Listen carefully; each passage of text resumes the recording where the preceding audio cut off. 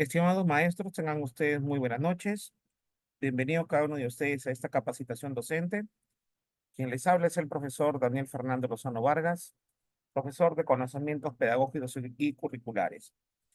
Voy entonces a empezar esta clase con el tema titulado Constructivismo, Socioconstructivismo y Aprendizaje Significativo. ¿Correcto? Muy bien. Bienvenidos cada uno de ustedes, estimados maestros. Disculpen un poco la demora, pero bueno, estamos aquí. Ok. Entonces, vamos a empezar nuestra clase. Tenemos aquí lo siguiente, ¿no? En primer lugar, vamos a ver el constructivismo. El constructivismo, entiéndase como un paradigma de proceso de enseñanza tanto dinámico, participativo, interactivo. Es decir, ¿por qué? Primero, un paradigma porque todo paradigma, desde luego que es un paradigma científico, eh, proviene, proviene desde la parte epistemológica, ¿no? Desde la filosofía y la ciencia, donde proviene propiamente desde ahí, porque todo paradigma, entiéndase, y así lo define, por supuesto, el gran Thomas Kuhn, ¿no?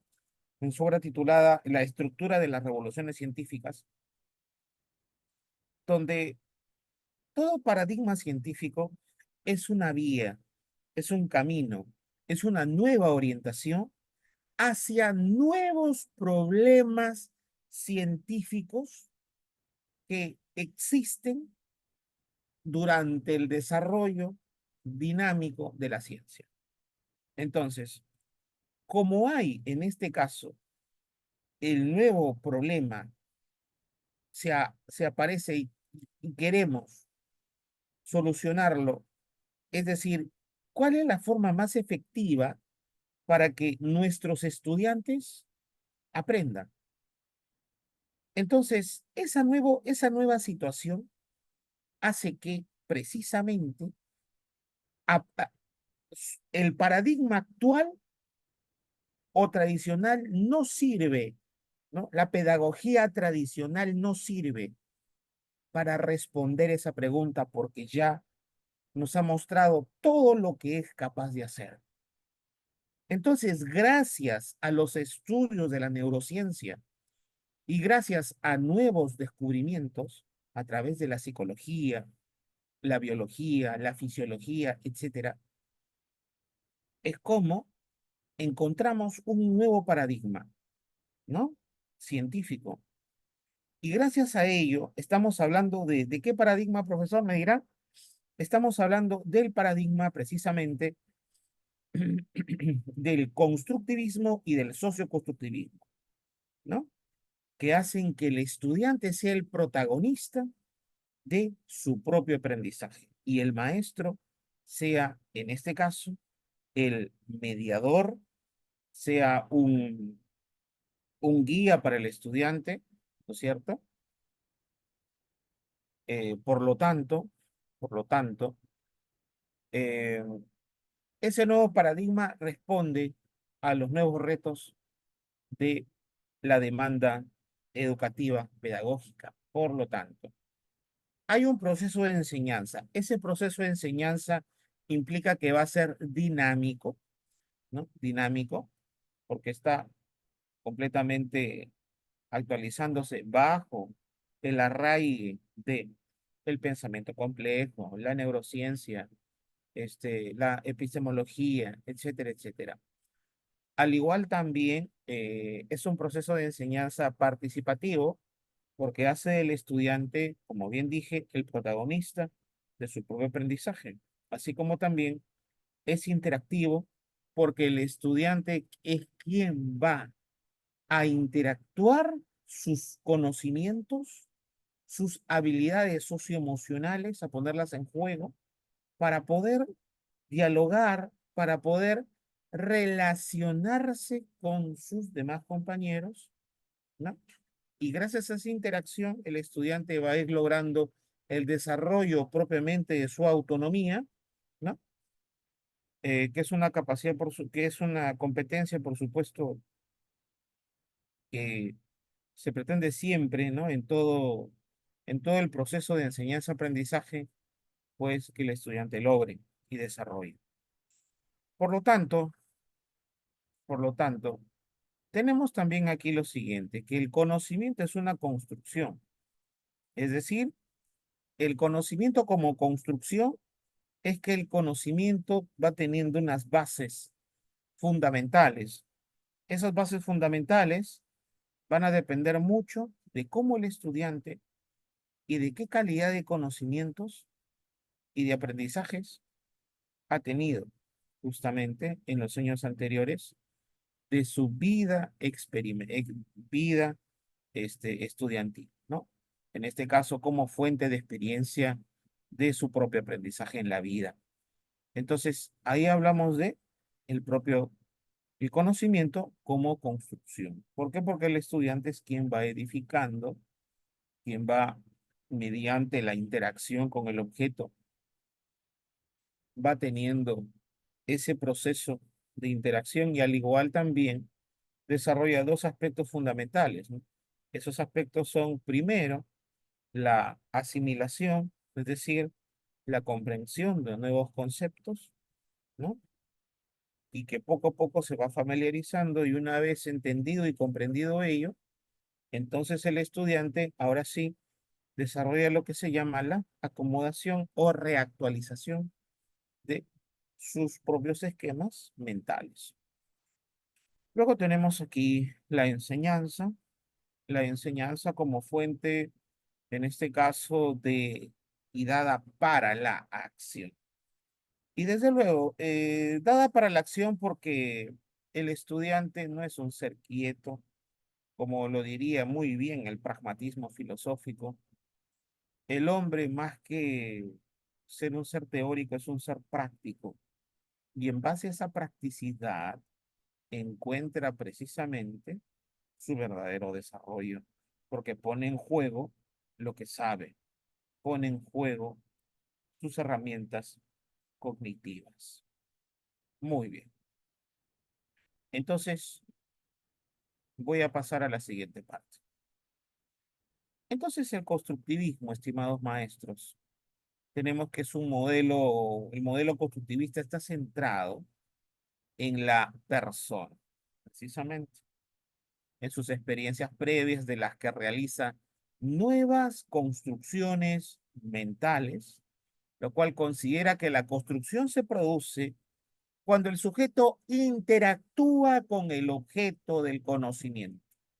Por ejemplo, según el punto de vista del gran psicólogo suizo y filósofo Jean Piaget. Así también tenemos cuando esto lo realiza en interacción con otros. Estamos hablando aquí del gran investigador y científico Lev Vygotsky. Así también tenemos cuando es significativo para el sujeto, ¿no? Estamos hablando aquí del gran David Ausubel. Entonces, una estrategia adecuada para llevar a la práctica este modelo es el método de proyectos, ya que permite precisamente este método de proyectos interactuar en situaciones concretas, significativas y estimula el saber hacer y el saber ser. Es decir, lo conceptual, lo procedimental y también lo actitudinal, ¿no? Repito, lo conceptual, lo procedimental y lo actitudinal. Muy bien, pasamos a la siguiente parte. Entonces tenemos aquí los antecesores del constructivismo. Tanto tenemos aquí a las figuras de John Dewey y María Montessori. Eh, John Dewey eh, menciona que la educación es un proceso de interacción. Es decir, el individuo, en este caso el estudiante, no es un ser completamente tranquilo, es un ser que propiamente está en interacción, ¿sí? Está en completa interacción. A la vez también el niño no es un recipiente vacío, sino que ya deviene con conocimientos. A la vez también los niños aprenden gracias a que hacen algo. Y hacer algo implica ponerlo en ejercicio de la práctica, aquello que el estudiante sabe. Entonces, poner en práctica aquellas cosas que el estudiante sabe, entonces es ahí donde los niños, como bien dice John Dewey, ¿no? Este gran filósofo norteamericano, los filósofos, perdón, los niños aprenden gracias a que hacen algo. A la vez también, el aprendizaje justamente se realiza a través de la práctica. Muy bien, muy bien, ¿no? Entonces, luego tenemos por aquí los aportes de la gran María Montessori. Los niños absorben como esponjas, ¿no? Eso me hace recordar mucho a la neurociencia, cuando la neurociencia dice, pues los niños son, eh, poseen una plasticidad enorme, dice. Claro. ¿Por qué poseen gran plasticidad cerebral? Porque los niños tienen mayor rapidez de aprendizaje y más aún para aprender un idioma nuevo. Entonces, mientras que los adultos no, nos cuesta un poco más, ¿no? Aprender justamente eh, un nuevo idioma. En cambio, los niños no, los niños son muy rápidos aprendiendo un idioma. Y aquí dice María Montessori, los niños absorben como esponjas, o sea, es decir, hacen y conocen todo, así sea bueno o malo, ¿no? Prácticamente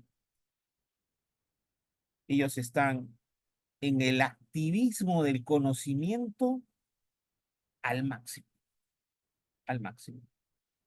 Ahora, los niños pueden hacer algo naturalmente y hacer algo naturalmente implica hacerlo como el niño lo entiende, como el niño lo comprende y como el niño lo conoce.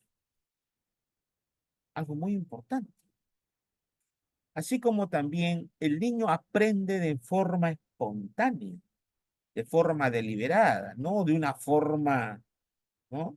Este, parametrada, una forma, ¿no? Encuadrada, no, no, no, no, una forma espontánea, libre, una forma sin presiones, ¿no? Porque es algo, como bien dice María Montessori, los niños pueden hacer algo naturalmente y si hacen algo naturalmente, entonces su aprendizaje también se va a ver reforzado por ello, ¿no? El niño aprende de forma espontánea. Muy bien, pasamos ahora a la siguiente parte. Los antecesores del constructivismo, entonces tenemos aquí a John Dewey, donde dice que Dewey concibe el programa escolar como un conjunto de materias, ¿no? Un conjunto de materias de estudio en un proceso fundamentado en la experiencia del niño, a través precisamente de la interacción entre los conocimientos y sus propios intereses. Es decir, esa interacción, mi estimado maestro, frente a los propios intereses, precisamente, ¿no? Es que se da, ¿no? Se da de una forma precisamente que, o como que. Entonces, esa interacción entre conocimientos y sus propios intereses, ¿por qué el niño conoce? Ah, porque es algo que le interesa, es algo que al niño propiamente le deviene como curiosidad y a la vez como necesidad de conocer. ¿Mm?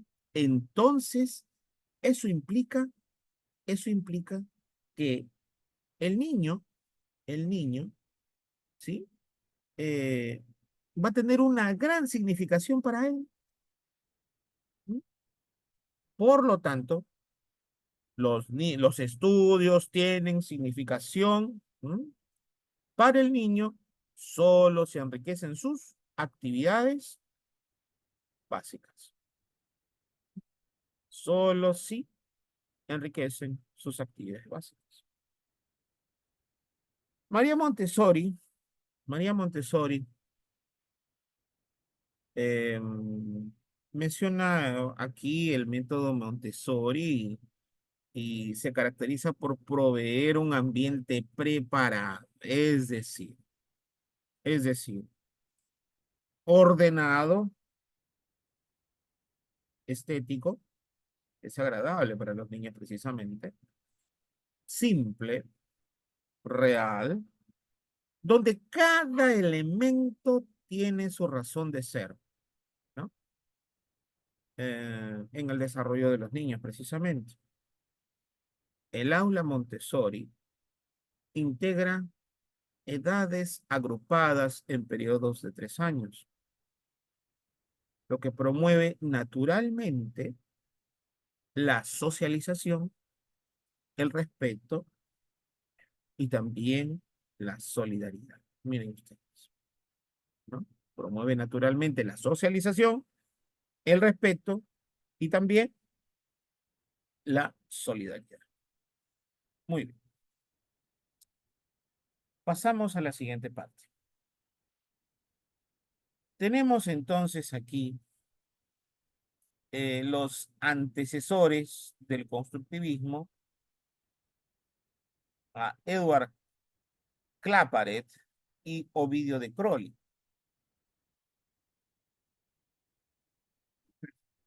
Entonces, eh, a Edward Claparet, precisamente, eh, habla de construir las clases, ¿no? Y construir las clases implica que una clase tiene que estar relacionada con la otra clase, ¿no? Lo que hoy en día se llama conocimientos y aprendizajes con conexiones, ¿no? Entonces, antes no, tiene que haber una relación. Ahora, cuando hablamos de la educación funcional, es que precisamente ahí está la cuestión pragmática. Quiero hacer un pequeño acápite en esto. Maestros, a ver, muchos escucho decir que ser pragmático es ser práctico. Y eso es un error garrafal. ¿Sí? Ser pragmático no significa ser práctico. ¿Ah? Ser pragmático implica utilizar las herramientas de la ciencia para llevarlos hacia un ámbito práctico, pero no ser práctico como una cuestión, pues, como si fuera algo tan simple, porque si no, pues, John Dewey ni William James hubieran matado el cerebro pensando tanto para que simplemente diga, ser pragmático es ser práctico. No, no es eso. Ser pragmático implica utilizar, repito, las herramientas de la ciencia y para utilizarlas uno tiene que conocerlas, pues, ¿no? Para que tenga un destino práctico. Eso sí. Entonces, ahí sí hablamos de pragmatismo.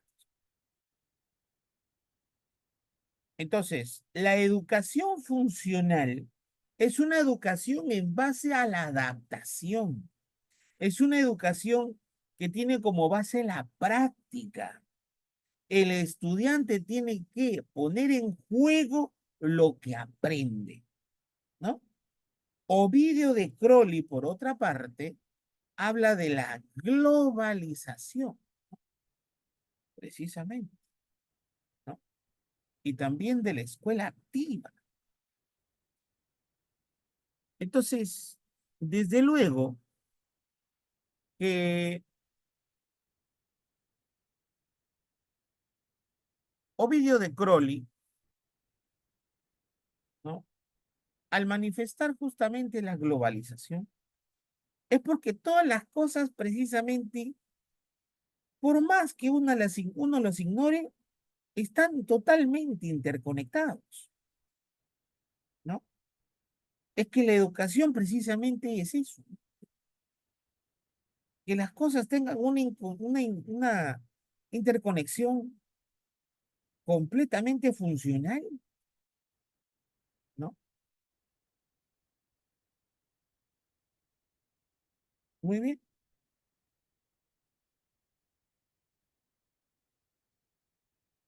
Entonces,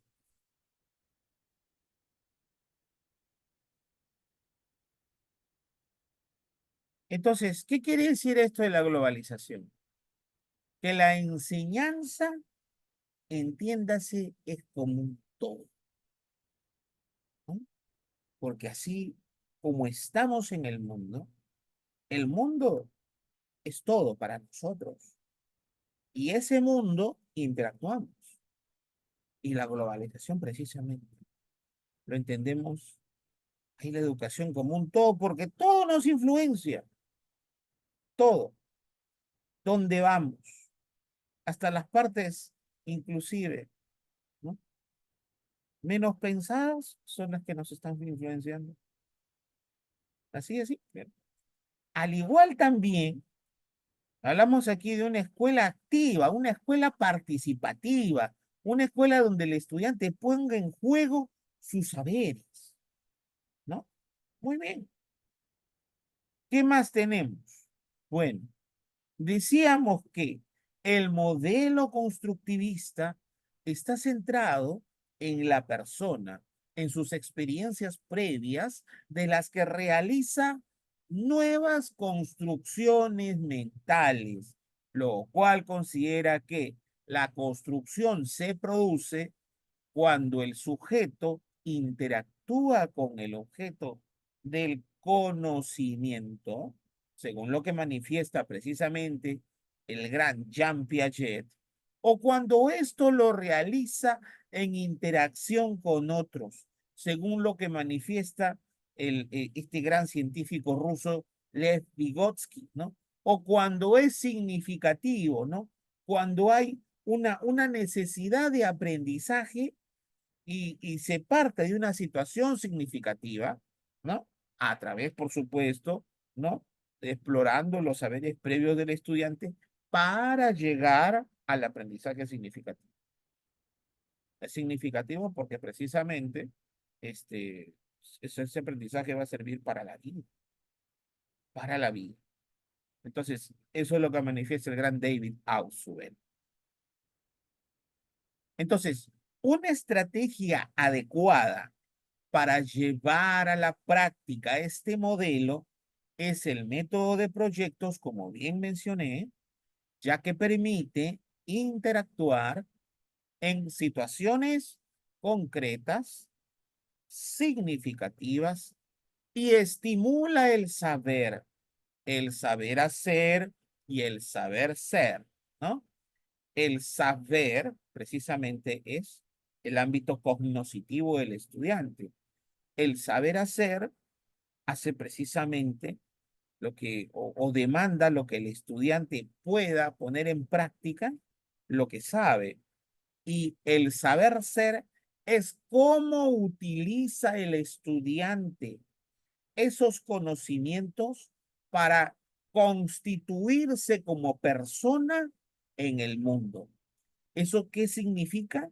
Eso viene a ser el saber ser, constituir ese conocimiento en favor de la persona, es decir, del estudiante, ¿no? Lo que sé, cómo me constituye a mí para favorecerme como persona, ¿correcto? Tiene un fondo filosófico muy importante, ¿no? Y esto me hace recordar mucho a los cuatro pilares de la educación del gran Joe Delos, precisamente. Entonces, claro que sí. Es decir, lo conceptual, ¿no? Lo procedimental y también lo actitudinal, ¿no? Muy bien. Pasamos a la siguiente parte. Entonces, representantes del constructivismo, pues tenemos aquí a la imagen del icónico e inolvidable Jean Piaget, ¿no?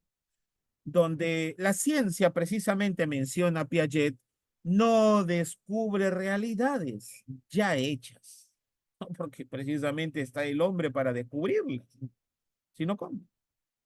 Entonces, sino que construye, ¿no? Construye, crea e inventa esas realidades, ¿no? Entonces, precisamente, si el sujeto, el individuo, crea, inventa, ¿no? Es porque tiene la capacidad de poder procesar lo que aprende. Ahora, el aprendizaje por descubrimiento, de acuerdo a lo que dice el gran Jerome Brunner, tiene como recompensa, ojo lo que dice, el haber resuelto el problema y no la aprobación de los maestros. ¿Y por qué? Porque precisamente resuelve el problema en que cómo el estudiante va a conocer, pues el estudiante aquí pone en juego sus métodos propios de aprendizaje, ¿no? Y el maestro es quien es el mediador para poder guiar al estudiante, brindarle andamiaje, como decía Vygotsky, ¿no? Y ayudar al estudiante a que logre descubrir, ¿no? Con preguntas que creen focos de reflexión para que el estudiante logre precisamente el objetivo de aprendizaje. ¿Mm? Bien ustedes. Entonces, esto es genial lo que dice el gran Jerome Bruner. Precisamente, el aprendizaje por descubrimiento tiene como recompensa el haber resuelto el problema y no la aprobación de los maestros. ¿Por qué no la aprobación de los maestros? Ah, porque precisamente los maestros, ¿no? Queremos que nuestro alumno de alguna forma haga lo que nosotros indicamos como experiencia, claro, pero eso es nuestra experiencia, pues. Pero ¿qué será la experiencia de mi estudiante? De repente tiene una mejor experiencia que la nuestra, ¿no? Y pecamos ahí, sí, déjenme decirles, a veces pecamos de egoístas, pues, ¿no? Porque queremos que el estudiante, sí, mira, experimentalo así, igualito así. Está bien, es un consejo, ¿no? Pero no una regla que deba seguir sí o sí el estudiante, ¿no? Además, nosotros estamos para orientar al estudiante, ¿no? Y el estudiante tiene que desarrollar competencias, ¿no es cierto? Muy bien, pasamos a la siguiente parte. Y eso, por supuesto, lo demanda, ¿no? El gran currículo nacional de educación básica. David Ausubel menciona el aprendizaje es significativo cuando la nueva información puede relacionarse para resolver problemas.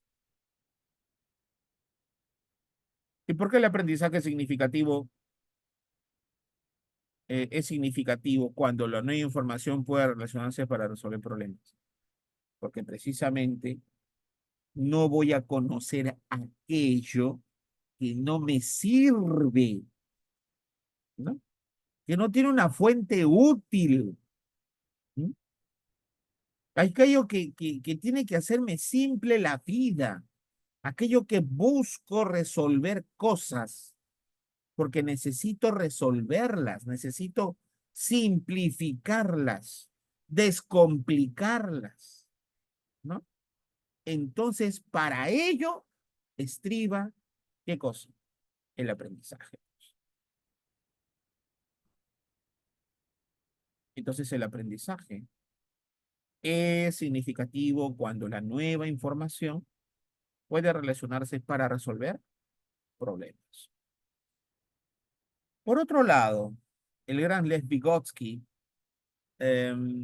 menciona que el conocimiento es co-construido, es decir, no es construido solo por el estudiante exclusivamente, no, sino gracias a que se brindó el andamiaje del maestro hacia el estudiante y luego en este caso, la ayuda de sus compañeros de clase hacia el estudiante para que logre el aprendizaje.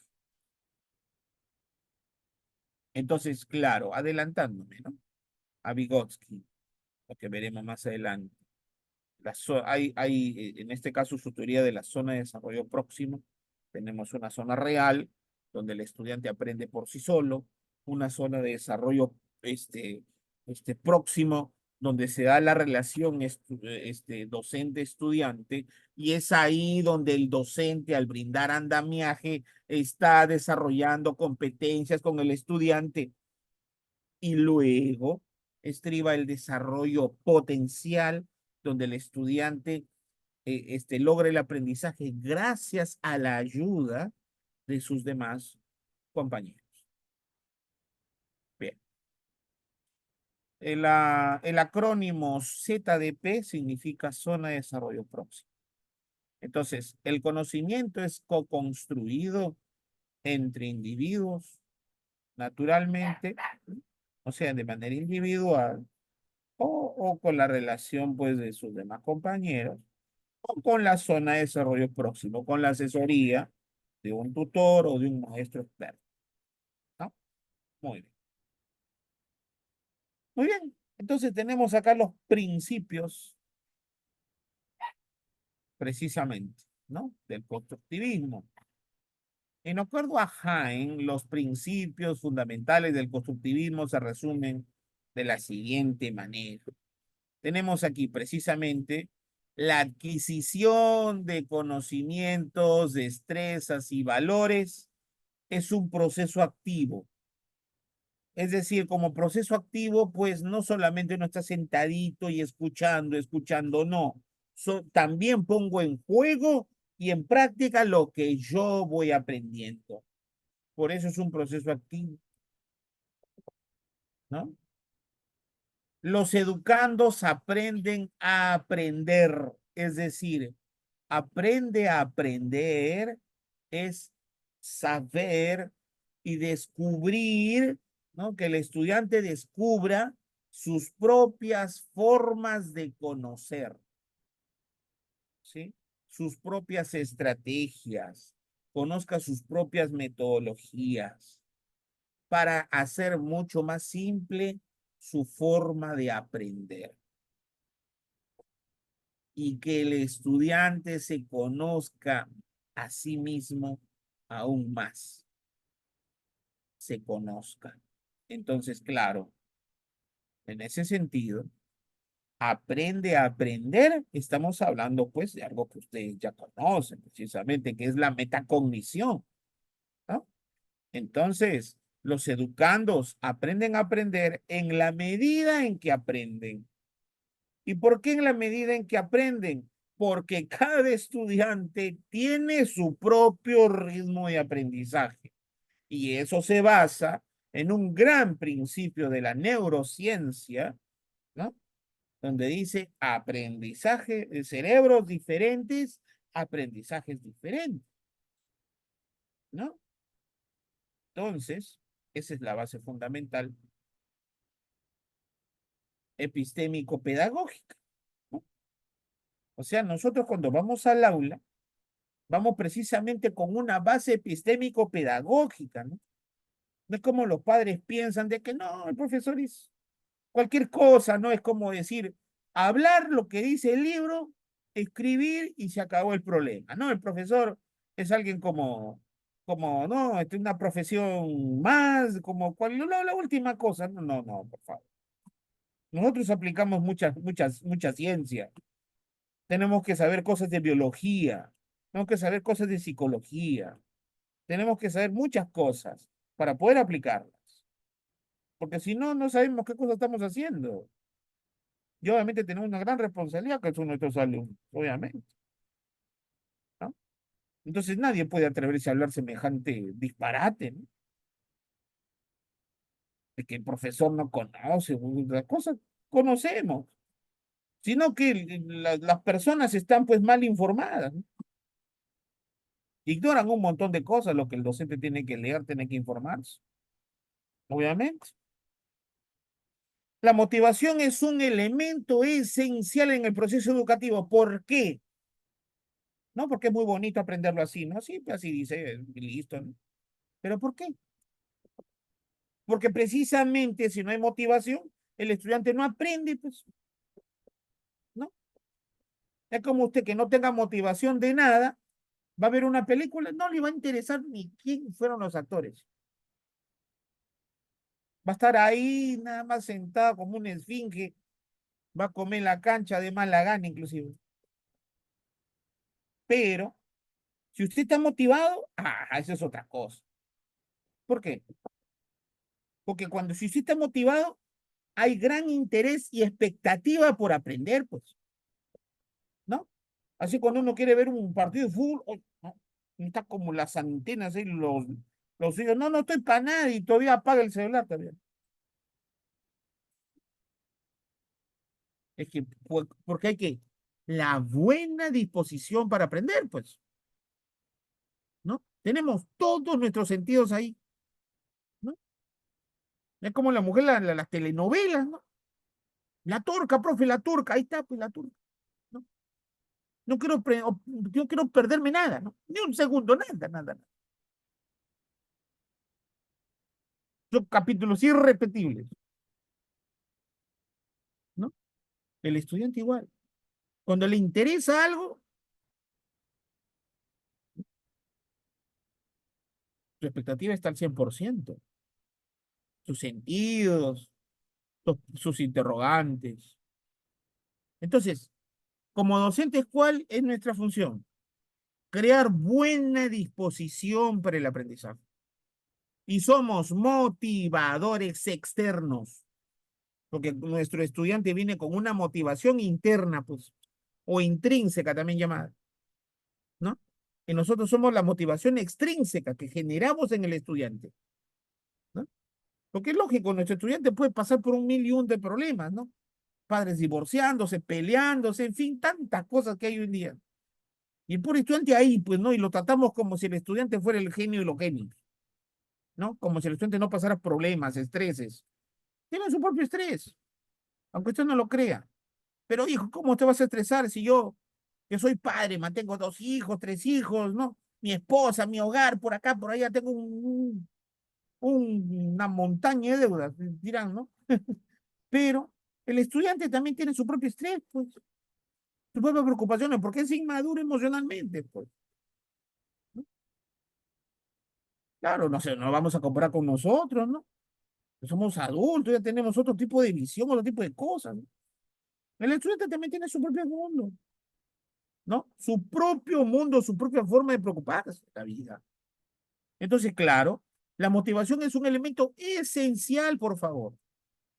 Si no hay motivación, señores maestros, simplemente el estudiante no aprende. Entonces, se genera expectativa y se genera interés, pues. Buena disposición para aprender. ¿Y qué es buena disposición? Buena actitud, pues. Actitud positiva, ¿no? Así llueva, haga frío, caiga nieve, lo que sea, que 50 rayos, etcétera, no importa, yo estoy ahí, porque quiero llegar ahí, ¿no? Tienes una motivación enorme, ¿no? Entonces, no importa si hace frío, calor, cae nieve, etcétera. Buena disposición vale por mil. Así es. Se necesita conocimiento para aprender. Lógico, pues, si no, ¿cómo conocemos? Si no, ¿cómo aprendemos? Si no, ¿cómo yo soy capaz de dar esta clase? Si no tuviera conocimientos. ¿Mm? El desarrollo cognitivo es actividad social. Lógico. ¿Por qué? Porque mientras más interacción interpersonal tengamos, mejor intercambiamos nuestras ideas, pues, maestro. Ustedes entre colegas intercambiarán ideas, ¿no? ¿Cómo mejorar? ¿Cómo mejorar? ¿Y cómo mejorar? Es una latente constante en nosotros, pues, porque nuestros alumnos son como nuestros hijos, que queremos darle lo mejor siempre es nuestra preocupación, esa sí, es nuestra carrera, ese es lo que hemos elegido, ¿no? Entonces somos como figuras paternas para ellos, pues, ¿no? El alumno va a escuchar a su profesor, ya que su papá y su mamá no le hacen caso, a su profesor. Y si su profesor le trata mal o su profesora, ¿en dónde se va a refugiar ese muchacho? ¿En las drogas? ¿Alcohol? ¿Delincuencia? Entonces, tenemos que, ¿no? Por eso, el desarrollo cognitivo, actividad social. Ahí está. Aprender toma tiempo lógico, pues. Y eso va a depender justamente de la buena disposición del estudiante, como bien lo manifesté hace un momento. Ok. Apo- eh, Tenemos acá algo muy importante que son el aporte del profesor Giovanni Gianfrancesco, ¿no? Gran educador italiano, donde en primer lugar, tiene que haber un ambiente adecuado para propiciar el aprendizaje. Es decir, tiene que haber, por ejemplo, normas de convivencia para prevenir el bullying sistemático en el aula, ¿no? Tiene que haber orden, porque si no hay orden, el estudiante prácticamente el estudiante se despreocupa de qué, de que va a ser maltratado en el aula. Entonces llega más preocupado por aprender, pues. Pero si en el aula lo fastidian, entonces el estudiante está a la defensiva y muy poca captación para aprender, ¿eh? El maestro debe ser creador, inventor y diseñador. Siempre esa es la exigencia que siempre nos piden, ¿no? Profesor, invente, profesor, cree, profesor. Profesor tiene que ser un inventor, profesor. Sí, pues, inventor de sus propias estrategias, ¿no? Crear sus propios diseños, con la gran experiencia que cada uno tiene, por supuesto, ¿no? Los estudiantes son responsables de su propio aprendizaje, lógico, porque ellos son quienes construyen sus saberes. A la vez también, las personas cuando aprenden tienden a generar significados consistentes. ¿Por qué? Porque ya hay otra visión del mundo, porque ahora cuando hay un aprendizaje nuevo, la conducta del estudiante siempre cambia en algo, no es la misma. Aprendí algo nuevo, ya soy consciente de ello, ¿no? Por supuesto, de que esta sustancia, el cianuro, es letal para el ser humano, para la vida.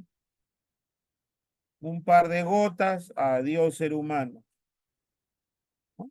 Descanso eterno, como dirán. Aprendí a tener cuidado. ¿No? Es. Perspectivas de la enseñanza.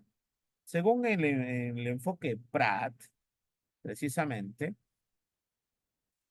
tenemos aquí la perspectiva de la transmisión y en ello estriba el contenido debe presentarse en una forma adecuada, ¿no? Entonces, el contenido, como debe presentarse en una forma adecuada, pues precisamente una forma agradable al estudiante, de una forma totalmente, ¿no? Donde el estudiante guarda cierta expectativa de lo que el maestro va a presentar, ¿no? Y el estudiante, pues, es un ser completamente digital, es un ser completamente tecnológico. Y es ello de lo que el maestro debe dominar, pues, ¿no? Dominio de herramientas tecnológicas, como también hay estudiantes que están lejos de la tecnología, ¿no? Pero hoy en día la gran mayoría de estudiantes, pues, prácticamente hoy en día, pues, los celulares son un juego para ellos, ¿no? Pero en cambio para nosotros se nos hace difícil a veces acceder a ciertos programas, ¿no? Y poder dominar. Pero para ellos no, es un juego. La gran diferencia. Miren ustedes. También existe la perspectiva de aprendizaje, ¿no? Toda perspectiva siempre es a futuro, pues. Entonces, ¿a futuro qué espero? A modelar la acción del estudiante. ¿Para qué? Para que haya pues una mejor forma de ejercer el aprendizaje del estudiante, de estimular el aprendizaje del estudiante. También existe la perspectiva de desarrollo como forma de entender cómo piensan y razonan los estudiantes. Y gracias a ello me va a permitir diversificar, contextualizar mi sesión o experiencia de aprendizaje, ¿no? Precisamente ello, pues, ¿qué tipo de alumnado tengo? ¿Qué clase de alumnado tengo? Y yo soy quien, conoce mejor a mis estudiantes. Entonces, precisamente, tengo que contextualizarlo a la realidad de las aulas que estoy encargado o del aula que voy a aplicar este tema, ¿no? Así también tenemos la perspectiva de consolidación, ¿no? Donde se estimula precisamente los procesos del estudiante y sus experiencias, ¿no? Se estimula, repito, los procesos del estudiante y sus experiencias. ¿Y por qué?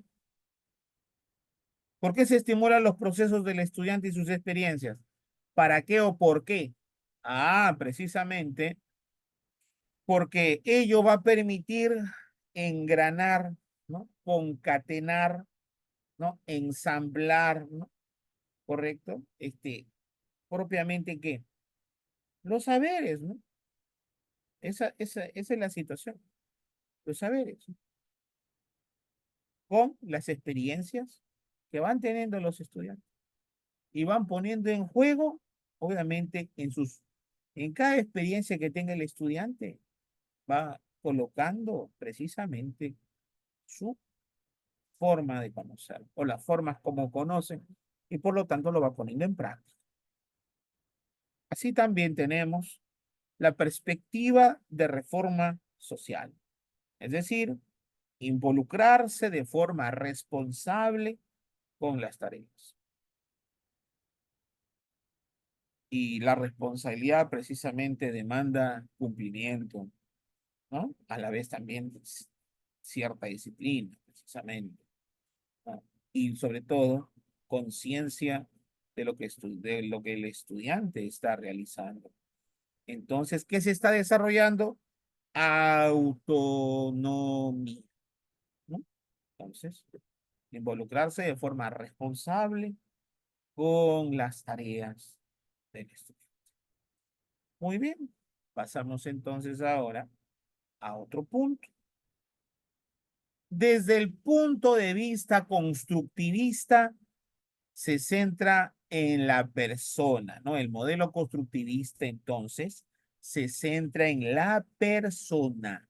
Ve la enseñanza en las experiencias previas de las que precisamente realiza nuevas construcciones mentales, ¿no? Esas construcciones mentales obedecen a una nueva estratificación de los prácticamente de los mapas mentales que tiene, en este caso, por ejemplo, el estudiante. Sus esquemas mentales, ¿no? Hay una reactualización de los mismos, porque está en constante construcción de los aprendizajes, lo cual precisamente considera que la construcción se produce según sus principales exponentes. Y tenemos al gran Jean Piaget cuando menciona cuando el sujeto interactúa con el objeto del conocimiento. Esa interacción implica relación. ¿De quién? Del sujeto que conoce frente al objeto que es conocido, ¿no? Y que se propone el sujeto conocer. ¿A quién? al objeto del conocimiento. Hay una relación ahí precisamente de carácter cognoscitivo, ¿no? Lo que precisamente lo que un poco más técnico se llama eso viene a ser una situación nociológica, ¿no? Es decir, teoría del conocimiento, ¿no? Una forma donde el sujeto va a conocer, a proponerse a conocer al objeto, sus propiedades, cualidades, características, todo ello, ¿no? A la misma vez también hablamos de Vygotsky cuando esto lo realiza en interacción con otros, ¿no? Precisamente, y esa interacción con otros, la sociedad, la cultura, las relaciones humanas, contribuyen precisamente a aprender, ¿no? Y aparte de relacionarnos, aprender, ¿no? Entonces, para Vygotsky, pues el sujeto no es solo, sino es siempre colectivo, y eso me hace acordar mucho a Aristóteles. Aristóteles habla de ello también, ¿no? Que el hombre se desarrolla de manera colectiva.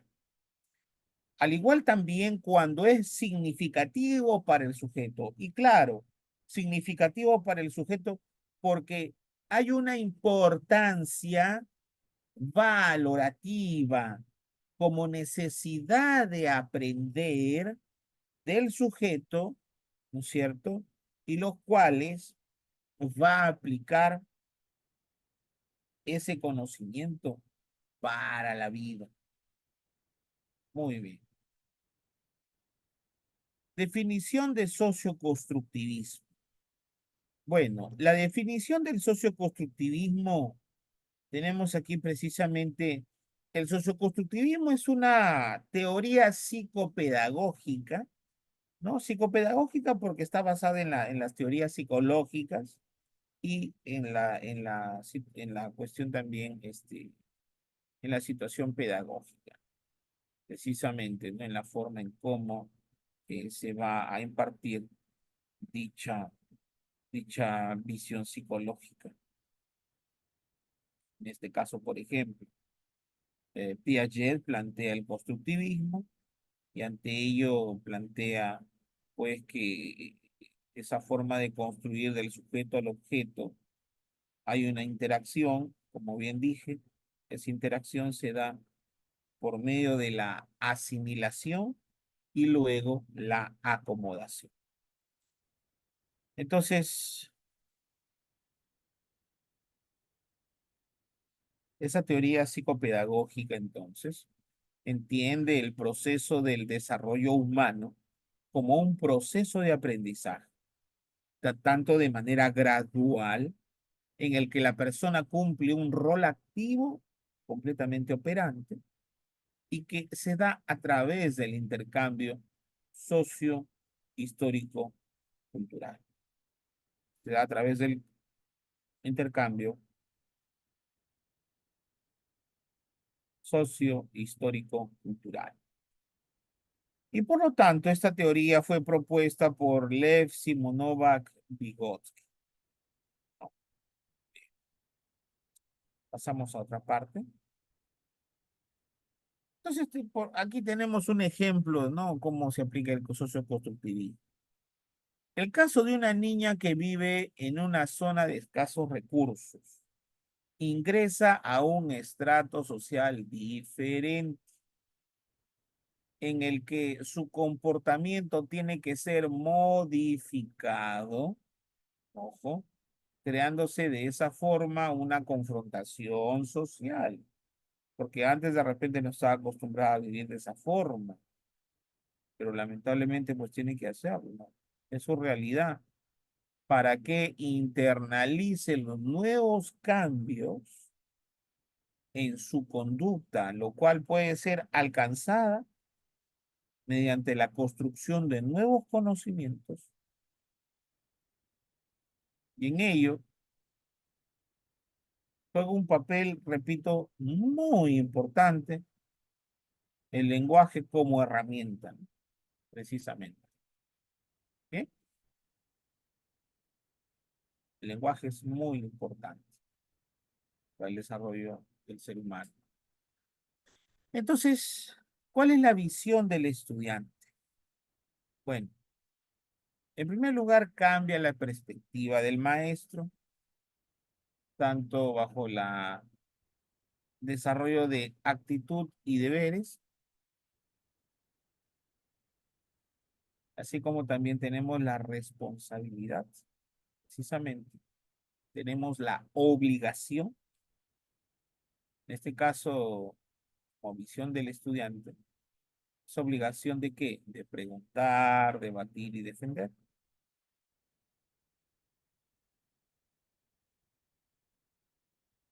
Así también tenemos la visión del estudiante de autoevaluarse.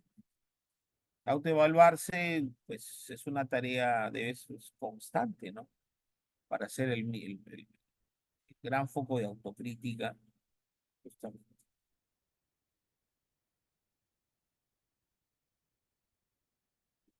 Pasamos a la siguiente parte.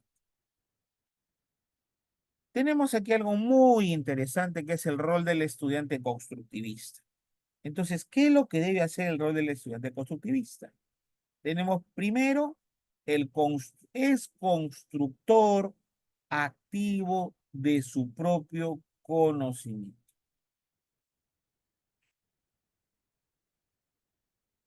Entonces, es un constructor activo de su propio conocimiento. Así también, el estudiante debe estar motivado y construye su conocimiento. Repito, el estudiante debe estar motivado, lo cual construye su propio conocimiento. Así también se propician la interacción entre estudiante y profesor. Por otra parte, también tenemos que debe estar activo y comprometido. Debe estar activo y comprometido.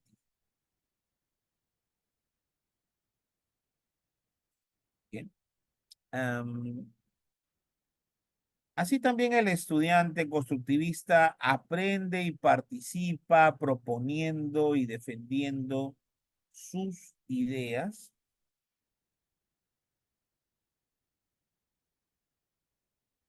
Entonces, si aprende y participa proponiendo y defendiendo sus ideas, es que el estudiante ese tipo de acciones es una gran fuente de madurez, ¿no? Y desarrollo del estudiante hacia su propia autonomía, ¿sí? Hacia su propia autonomía. El aprendiz selecciona y transforma información, ¿no? Lo cual construye hipótesis. Al construir hipótesis, está construyendo una solución tentativa o supuesta, ¿no? Para poder encontrar el camino de esa pregunta.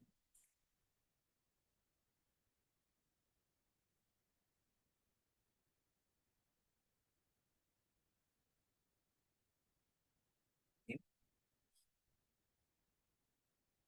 El sujeto posee estructuras mentales previas. Y claro, o sea, siempre el estudiante al poseer estructuras mentales previas va a permitir precisamente conocer otras formas de conocimiento, ¿no? Y con ello también ese nuevo conocimiento se convertirá en otro momento en un conocimiento antecedente o previo para otros nuevos conocimientos, ¿no? Porque es algo completamente activo, es algo completamente que no deja de ser. El conocimiento es así, el aprendizaje es constante. Muy bien. Pasamos ahora entonces a otra parte.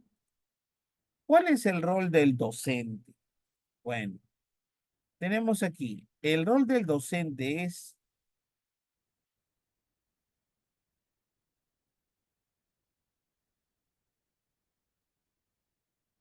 entonces, el docente primero es un facilitador. ¿Por qué un facilitador de los procesos motivacionales, cognitivos y praxiológicos? ¿No? Como proceso motivacional, pues el docente, como dije hace un momento, ¿no? El docente es un ser que tiene que propicia una motivación extrínseca. Él es una motivación extrínseca. Y puede generar, puede estimular la motivación intrínseca en el estudiante, sí, ¿no? Bien.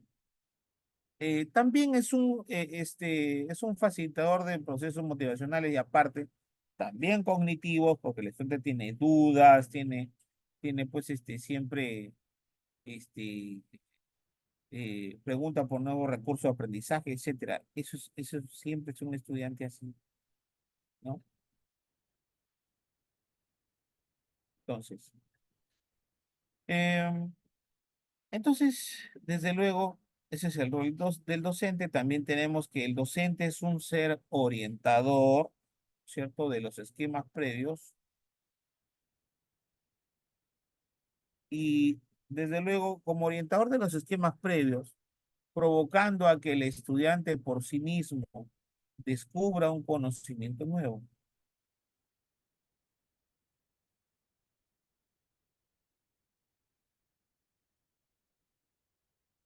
Bien, entonces, como orientador de los esquemas previos, provocando que el estudiante por sí mismo descubra un conocimiento nuevo. Eso nos hace recordar mucho a lo que hemos hablado con Jerome Brunner, ¿no? Precisamente, el estudiante tiene que descubrir su nuevo rol de conocimiento, perdón, su propio rol de, en este caso, de poder ejercer esos conocimientos hacia el mundo. Líder en gestión de información, contenidos y acciones que dan como resultado conocimiento de... Bien. Aparte de ello, también eh, es un creador, ¿no? Es un creador de material didáctico y pedagógico.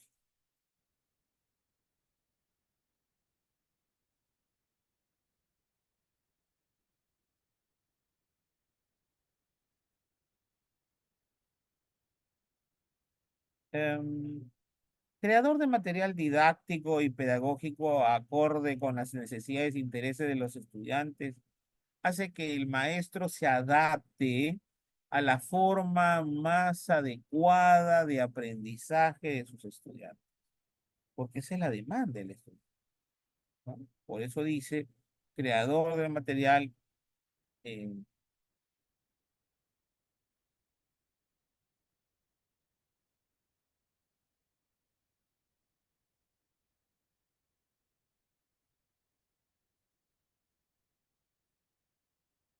entonces, así también el maestro, ¿no? Como creador de material didáctico y pedagógico acorde con las necesidades, intereses de los estudiantes, lo utiliza de forma sistemática. A la vez también es innovador en el uso de estrategias pedagógicas de aprendizaje porque al verdadero maestro pues no le gusta solamente pues eh, valerse de lo que dice un libro o otro libro y listo, sino que pues claramente, ¿no? El maestro, ¿no? El maestro siga descubriendo nuevas formas de poder que el estudiante pueda acceder al nuevo conocimiento.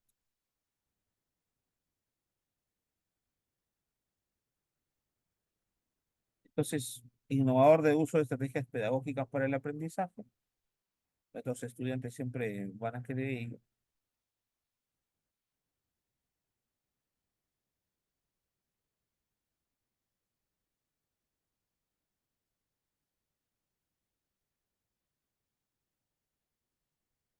Concepción constructivista de la enseñanza y aprendizaje.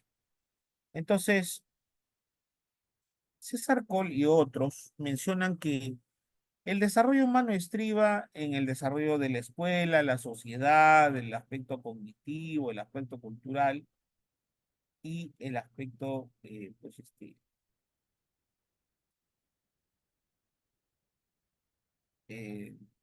entonces, si hablamos del ámbito social, la escuela, la cultura,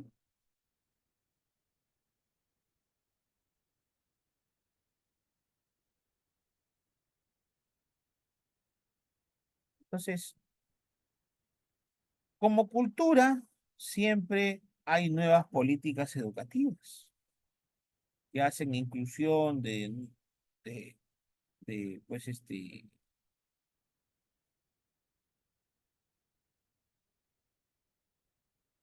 y claramente esas políticas educativas van a obedecer a la responsabilidad de ser una persona única e irrepetible. A lógico.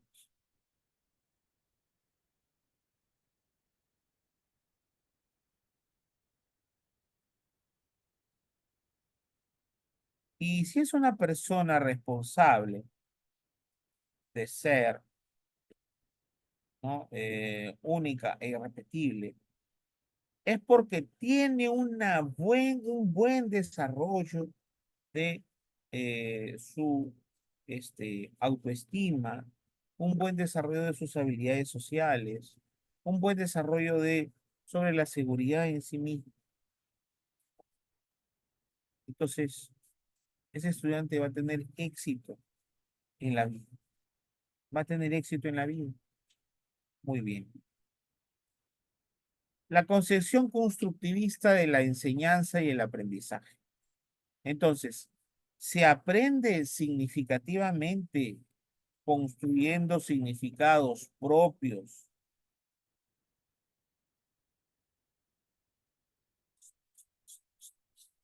Bien, entonces, si se aprende significativamente construyendo significados propios y personales para un conocimiento que existe, entonces, pues, también el estudiante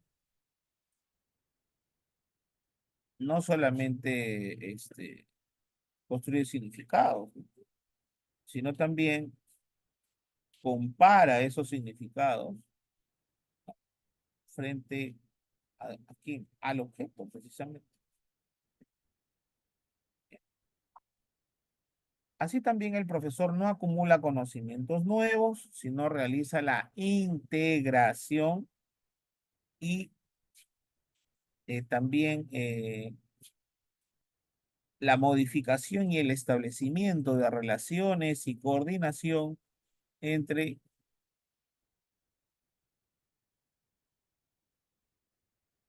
ahora, el, el aprendizaje propiamente, ¿no? ¿Por qué debe ser memorizado?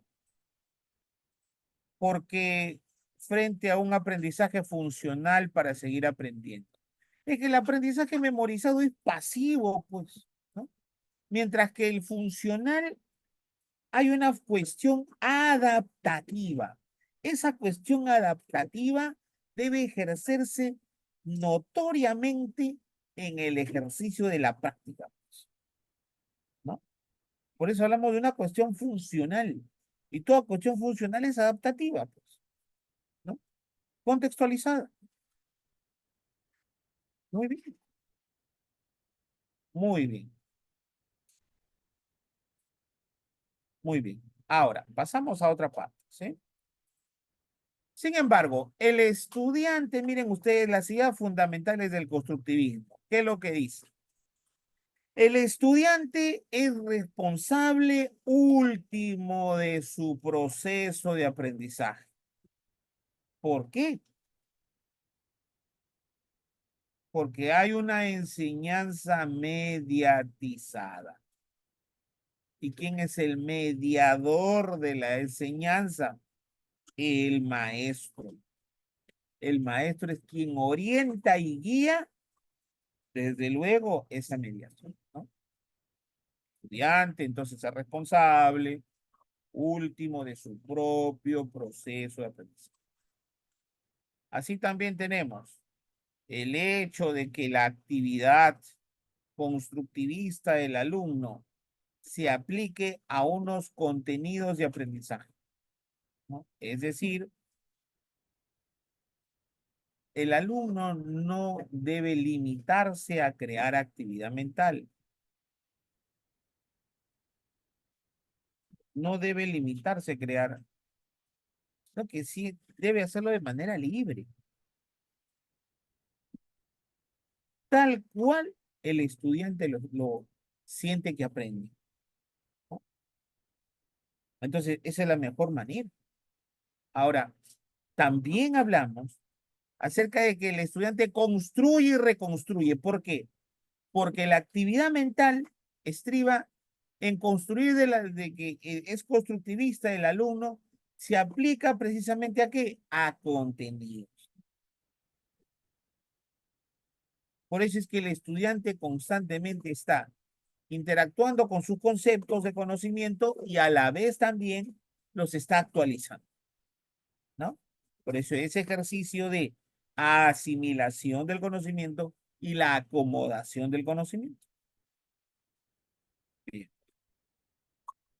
pasamos entonces a la siguiente parte.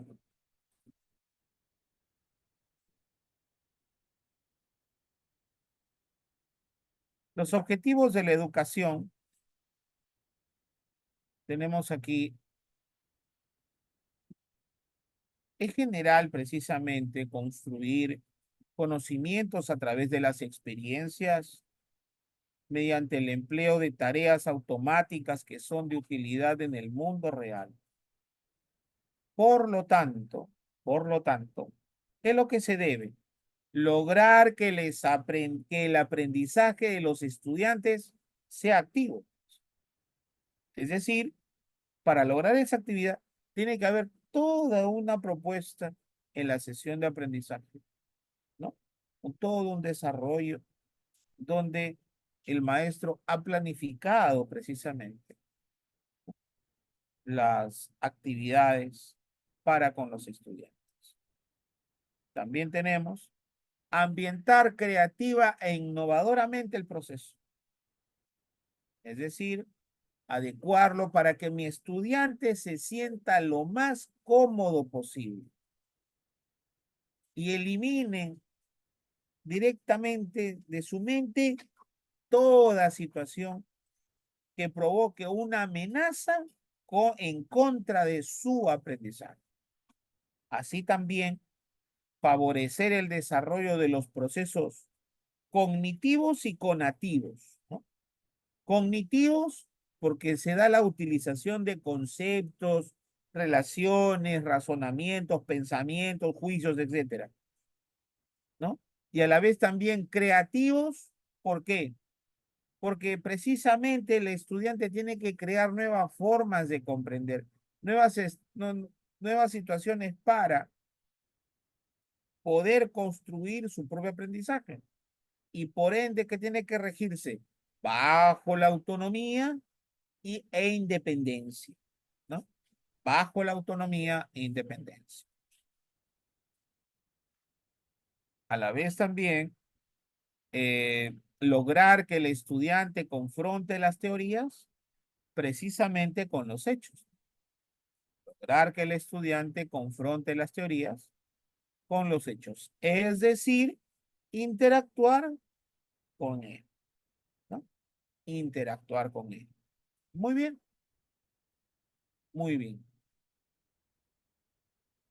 Y precisamente al interactuar con él, ¿no? Profesor, estudiante, se da en la situación de que les dije, lo que se da el desarrollo de competencias. Este profesor está estimulando la competencia del estudiante. Entonces ahí hay una confrontación de teoría con los hechos. ¿Qué competencia tiene mi estudiante? Entonces ahí voy, ¿no? Eso es lo que se está trabajando, ¿no? Que el estudiante logre una determinada competencia. Bien. Y la dinámica de cierre, pues aquí precisamente hay valores importantes que rescatar para la educación del estudiante y precisamente para su vida, ¿no? Así como también existen las capas oscuras que restan su uso y se deterioran. Entonces, ¿por qué? ¿Por qué capas oscuras que restan su uso y se deterioran? Precisamente porque esas capas oscuras son las que son los conocimientos no resueltos, ¿no? Son los conocimientos que se hacen complejos al estudiante y no son resueltos por el maestro.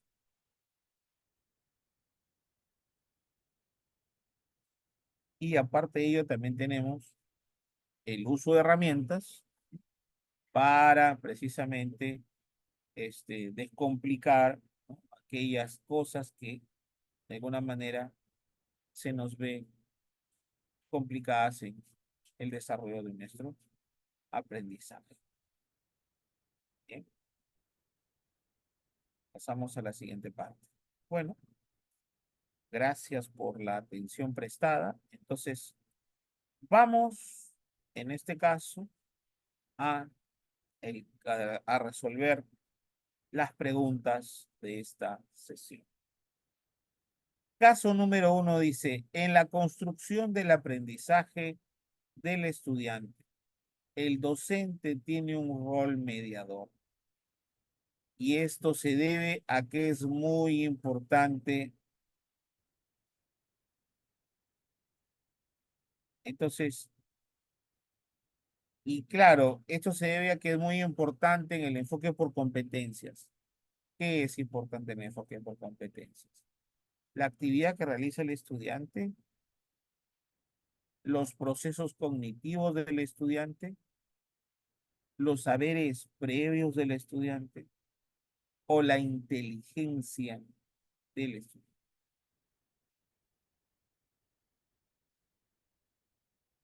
¿Cuál sería entonces?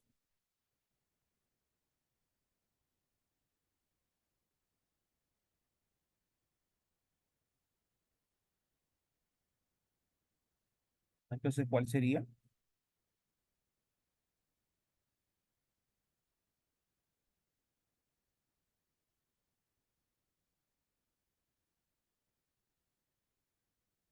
Claro, en ese caso estamos hablando de qué? De los saberes previos del estudiante. ¿Por qué? Porque precisamente el maestro tiene un rol mediador. Y entonces debe a que es muy importante el enfoque por competencias, que los saberes previos del estudiante. Entonces lo que el maestro, lo que justamente como rol mediador del docente es, el docente va a realizar una lluvia de ideas para,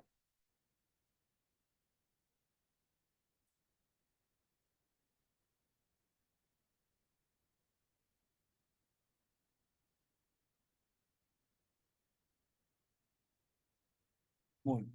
Pasamos a la siguiente parte. En la construcción del conocimiento de los estudiantes, según Lev Vygotsky, interviene fundamentalmente ¿qué? ¿Qué interviene? La mediación social para el estudiante, la interacción social del estudiante, la conducción social del estudiante.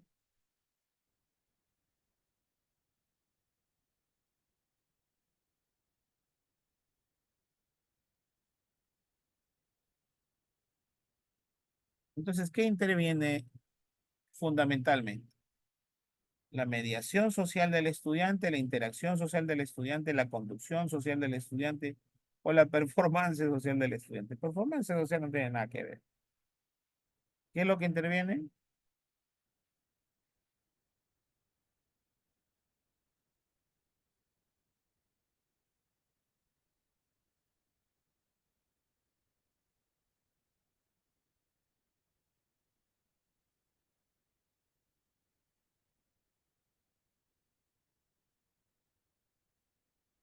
Conducción social no es, pues.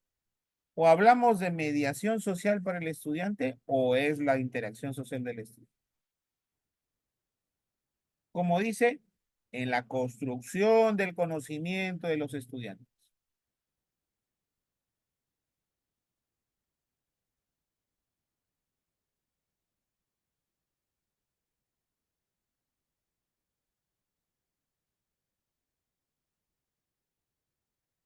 Sería, claro, sería en este caso que la, ujú, claro, muy bien, la interacción social del estudiante, pues. ¿Por qué interacción? Porque hay una relación primero. Esa relación humana es a nivel social. Claro que sí.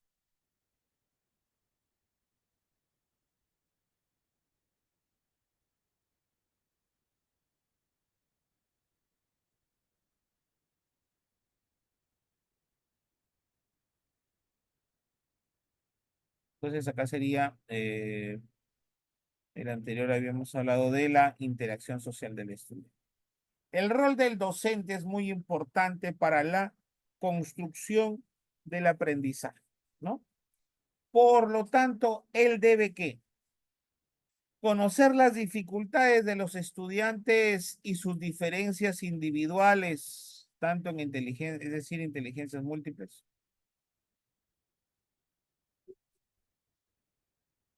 o debe conocer los métodos de aprendizaje de los estudiantes y sus diferencias individuales.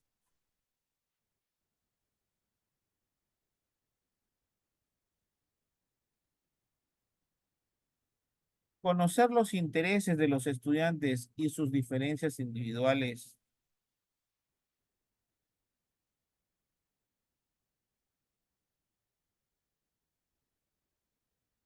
Bien, entonces, la respuesta correcta, ¿cuál sería?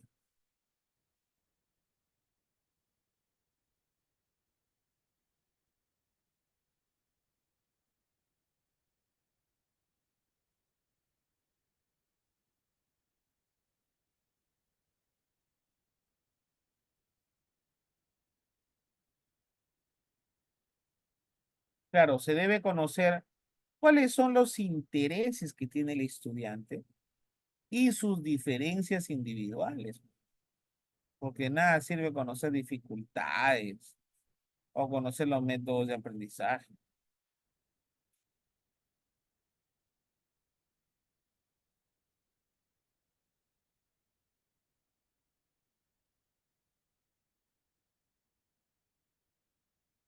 Entonces, si se conocen los intereses de los estudiantes, entonces, pues, estamos partiendo de, de una situación donde precisamente el estudiante está conllevando sus saberes, ahora hace un campo completamente contextualizado, ¿no? Muy bien, muy bien. Sería alternativa C. Ya, alternativa C.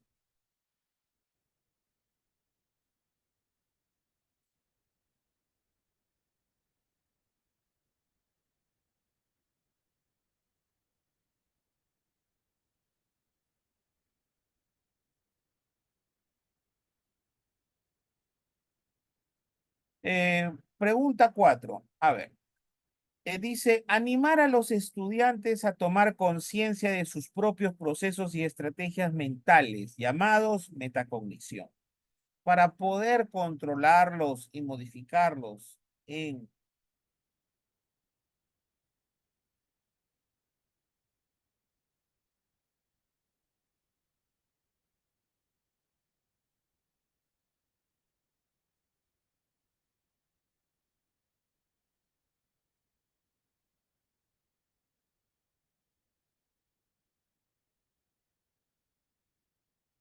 Y claramente aquí, para poder controlarlos y modificarlos, ¿qué se necesita?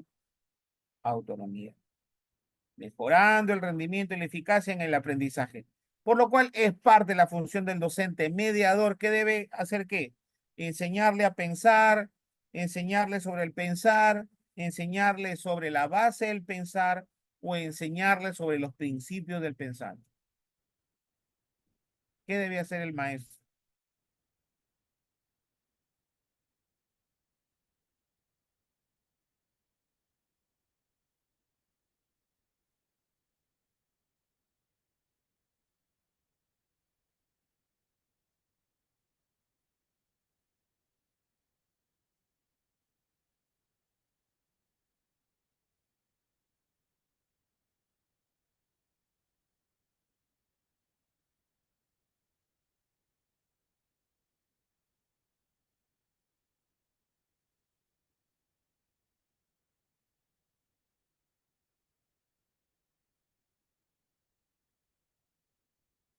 ¿Qué debe hacer entonces? ¿Enseñarle sobre los principios del pensar? No.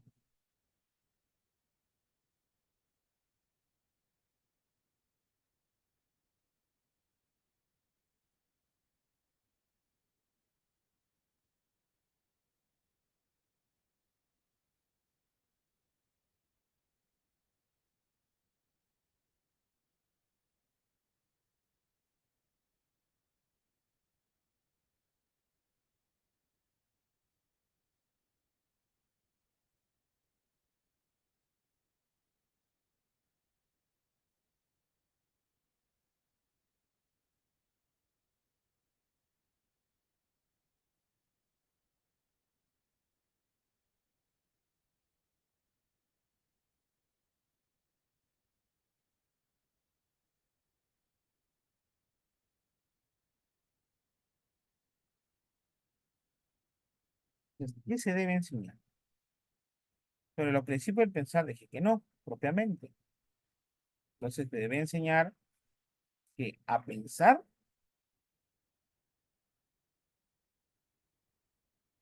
enseñarle sobre el pensar, enseñarle sobre la base del pensar, así como base es el pensar, pues, como punto de partida, enseñarle a pensar, ya que el estudiante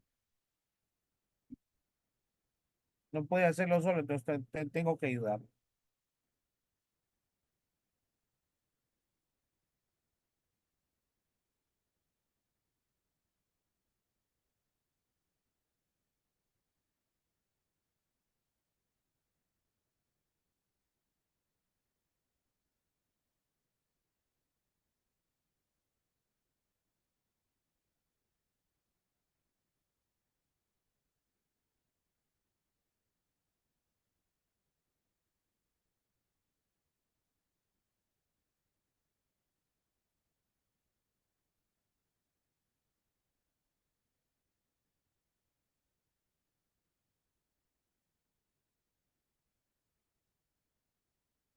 Claro, debe enseñarle, miren ustedes, sobre, sobre, enseñarle sobre el pensar, ¿no? Enseñarle sobre el pensar. ¿Y por qué?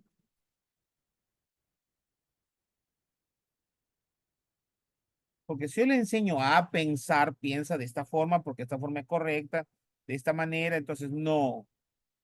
Pero sobre el pensar, puedes tomar esta decisión o aquella. Yo te planteo que esto es de esta manera, el otro de esta manera. Entonces la decisión es tuya. ¿Y qué le estoy enseñando? Sobre el pensar.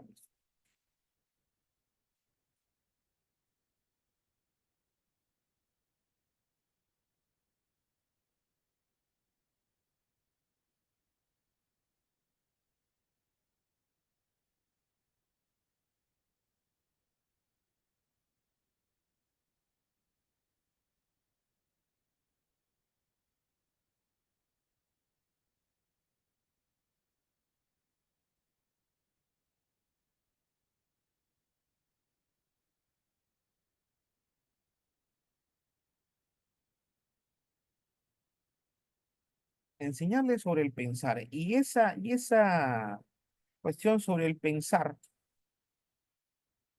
porque si hablamos sobre la base del pensar, enseñarle sobre el pensar implica justamente que es el estudiante mismo que va a atribuir sus propias formas de poder aprender ese concepto. Repito, no solamente, en este caso, pues, practicándolo.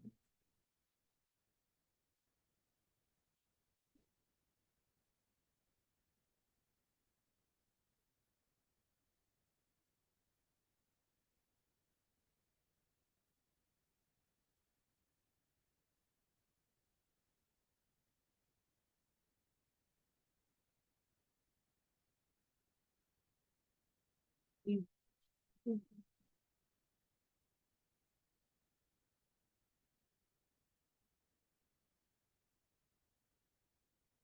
Entonces la respuesta correcta sería enseñarle sobre el pensar. Bien, pasamos al caso 5. Después de los 11, 12 años, el pensamiento formal se hace justamente posible. Es decir, que las operaciones lógicas comienzan a ser transpuestas del plano de la manipulación concreta de al plano de las meras ideas expresadas en un lenguaje cualquiera. Es decir, el lenguaje de las palabras o el de los símbolos matemáticos, etcétera, pero sin el apoyo de la percepción ni la experiencia, ni siquiera la creencia. Por lo tanto, esto quiere decir que este periodo se caracteriza porque el niño no es capaz de ordenar y relacionar la experiencia como un todo organizado. Es capaz de considerar simultáneamente varios puntos de vista y retornar al estado original. Alternativa B. Este periodo se caracteriza porque la tarea es aprender a coordinar secuencias sensorio-motoras para aprender a resolver problemas simples. El niño debe aprender a responder por medio de la actividad motora. Alternativa C. Este periodo se caracteriza por desarrollar un pensamiento hipotético deductivo que le permite al sujeto llegar a deducciones a partir de hipótesis enunciadas verbalmente y que según Piaget, las más adecuadas para interactuar e interpretar la realidad objetiva. Y alternativa D, este periodo se caracteriza porque el niño adquiere la capacidad para manejar el mundo de manera simbólica o mediante representaciones. Entonces, si hablamos aquí de pasa de la manipulación concreta al plano de las meras ideas, estamos hablando de un plano abstracto. Y el plano abstracto se da en el estadio de las operaciones formales, donde el adolescente tiene un pensamiento hipotético deductivo, metafórico, un pensamiento abstracto, ¿no? Etcétera. Entonces, por lo tanto, eso sería alternativa C, ¿no? Este periodo se caracteriza por desarrollar un pensamiento hipotético deductivo que le permite al sujeto llegar a deducciones a partir de hipótesis enunciadas verbalmente y que según Piaget las más adecuadas para interactuar e interpretar la realidad objetiva. Muy bien, pasamos a la siguiente parte. Caso 6.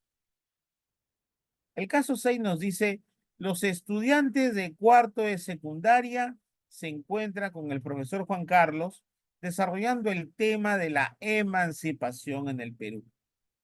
Juan Carlos es un buen docente, sin embargo, muchos de sus estudiantes no comprenden bien el significado de la palabra emancipación.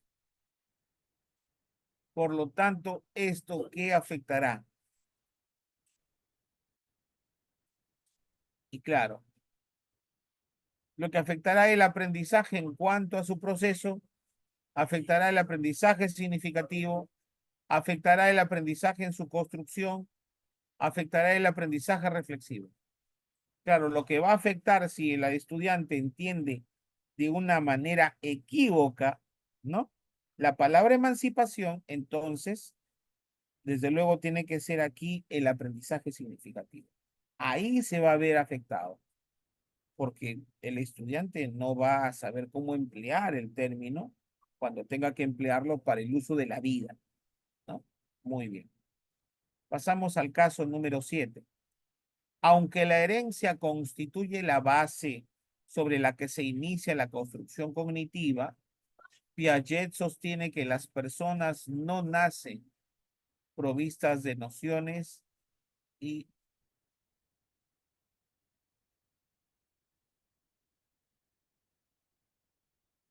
entonces de ello que en el periodo de operaciones formales se desarrolla una capacidad cognitiva que entiende lo concreto, es decir, de las operaciones lógicas necesitan de la experiencia y la manipulación de objetos. Alternativa B, que entiende lo abstracto, es decir, la memoria mecánica reemplazada por la lógica discursiva. es decir, una hipótesis. Alternativa C, es decir, intuitivo. ¿Por qué? Es decir, solo toma de lo real su apariencia perceptiva, pues solo copia e imita, ¿no? Y alternativa D, transformacional, es decir, juzga los acontecimientos por su estado inicial y su estado final. Es decir, un pensamiento transductivo. ¿Cuál sería entonces? Claro, la alternativa aquí correcta sería alternativa B, ¿no? Porque nos habla de personas que no nacen provistas de nociones ni categorías innatas, sino que éstas se van elaborando durante el transcurso del desarrollo, de ello que en el periodo de operaciones formales, entonces hablamos de un plano abstracto, ¿no? La memoria mecánica reemplazada por la lógica discursiva. Acá sería entonces alternativa B. Alternativa B.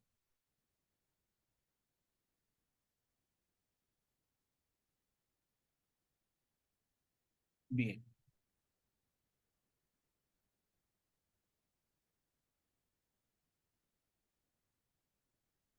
Pasamos entonces a la siguiente parte. Para que el aprendizaje se produzca en nuestros estudiantes es determinante la planificación y en ella el material que utilizaremos y propondremos en la actividad, por lo que el mismo debe ser, ¿qué cosa? Significativo, sencillo, apropiado, novedoso. No, tiene que ser significativo, que aporte precisamente ¿qué? Nuevos esquemas de conocimiento. Eso es lo que demanda justamente el currículo nacional de educación básica. Muy bien. Pasamos a la pregunta número 9. A John de 15 años se le hace la siguiente pregunta. Si dejamos caer de la altura de 10 metros un borrador de goma y una piedra del tamaño de tu puño, ¿cuál de los dos objetos llegará primero al suelo? El estudiante pensó por un momento, siendo capaz de plantear el problema en términos puramente conceptuales, como masa, velocidad, aceleración, distancia, llegando a la conclusión de que la velocidad de la caída es independiente de la masa. ¿Qué podemos deducir a partir de la respuesta de John, teniendo en cuenta sus características, eh, sus características de desarrollo cognitivo, precisamente, ¿no? Teniendo en cuenta ello. Y claro, si hablamos aquí de que el estudiante está utilizando conceptos de física, precisamente, entonces, aquí los estudiantes de secundaria necesitan tiempo, orientación para que desarrollen procesos metacognitivos y la abstracción. El alumno de secundaria toma conciencia de la riqueza expresiva del lenguaje para argumentar ideas. ¿O es que el estudiante de secundaria usa la capacidad de abstracción, el razonamiento científico e hipotético?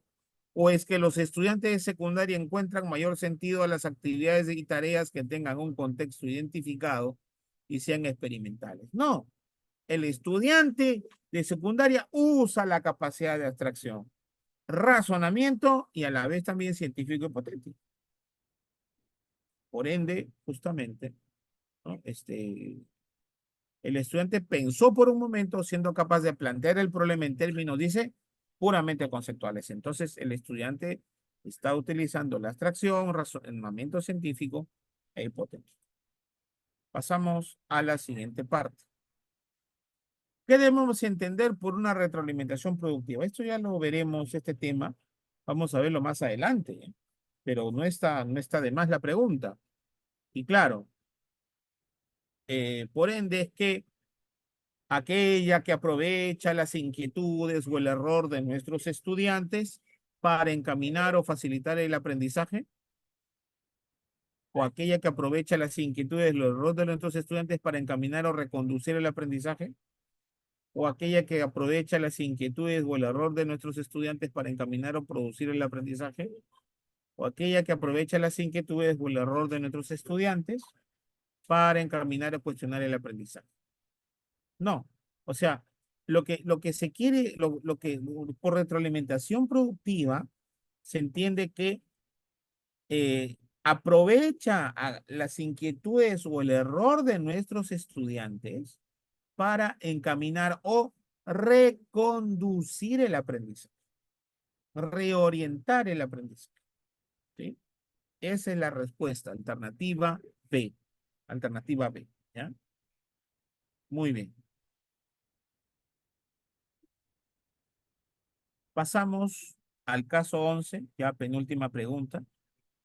Elena propone situaciones problemáticas a partir de las cuales sus estudiantes aplican diversas estrategias, primero de manera grupal y luego de manera autónoma, en problemas tipo encontrando cada uno un proceso diferente y con deducciones lógicas al análisis de los datos, ¿no? Este ejemplo, por supuesto, ubica a los estudiantes en el periodo. ¿Qué periodo? Tenemos sensorio motor, operaciones concretas, preoperacional o operaciones formales. Claro, si hablamos de que en cada uno encuentra un proceso diferente y con deducciones lógicas al análisis de los datos, entonces estamos hablando de operaciones formales, ¿no? Las operaciones formales tal cual lo plantea Jean Piaget en su libro titulado Seis estudios de psicología. Muy bien. Y el caso número 12 y último. Los docentes que en su labor pedagógica tomen en cuenta los lineamientos de la corriente pedagógica del constructivismo deberán seguir la siguiente secuencia. Bueno, vamos a ver, ¿no? De repente no es la secuencia idónea, pero de repente, a ver, vamos a ver. Motivación, conflicto cognitivo, aprendizaje, aplicación. No, ese no. Motivación, saberes previos, conflicto cognitivo, construcción del aprendizaje, aplicación de lo aprendido en situaciones nuevas y evaluación. Bueno, hasta el momento la B. Motivación, saberes previos, construcción del aprendizaje y evaluación. Pero no hay conflicto cognitivo. Eso no puede ser. Extracción, saberes previos, conflicto cognitivo, extracción, no. Todo este aprendizaje tiene que empezar por una motivación. Precisamente hablamos de la corriente pedagógica del constructivismo. ¿Eh? Entonces, claro, hasta el momento sería alternativa B, la correcta. ¿Ya? La mejor alternativa que digamos, ¿no? Aunque hay otras alternativas mucho mejores, ¿no? De repente, ¿no? Otras secuencias mejores, pero tenemos acá la opción que más se ajusta a lo correcto. Muy bien, maestros. Hasta aquí hemos llegado, entonces, agradecerles a cada uno de ustedes por su participación el día de hoy. Muchas gracias y de aquí será hasta la próxima clase. ¿Listo, maestros? Ok. Muchas gracias y bendiciones a cada uno de ustedes. Que pasen una buena secuencia de semana. Cuídense mucho, maestros.